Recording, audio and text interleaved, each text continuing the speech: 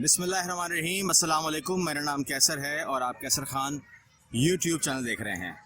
आज मेरी आपसे बात हो रही है, ये कराची है और कराची का ये एक निसार पार्क है जो DHA फ़ेज़ 4 में है। मैं यहाँ पर आया हूँ और इस मिशन के साथ आया हूँ कि मुझे यहाँ पर कुछ टैलेंट नज़र आना चाहिए। मैं यहाँ टैलेंट ढूंढने आया हूँ और उसके बारे में बात करने आया हूँ। मुझे उम्मीद है, मैं एक चांस लेकर आया हूँ कि मुझे कुछ ना कुछ यहाँ नज़र आएगा और जैसे ही नज़र आएगा मैं आप लोगों के साथ शेयर करूँगा।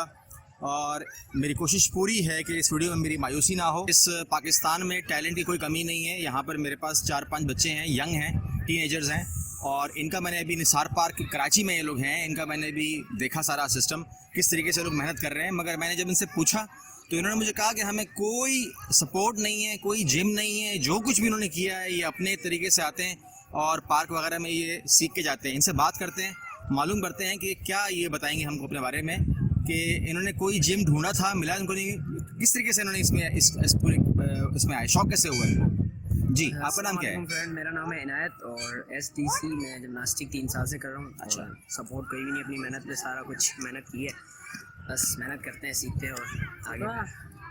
तो जिम है पाकिस्तान में आपके लिए? जिमनास्टिक क्लब्स हैं लेकिन क्लब्स में अच्छी तरीके से तालीम नहीं मिल रही है सिखाने का। हाँ, ठीक है, ठीक है। आपका नाम क्या है? मुनीब नाम है मेरा। अच्छा, और जैसे कि इन्होंने कहा, क्लब में तालीम सही नहीं मिल रही है।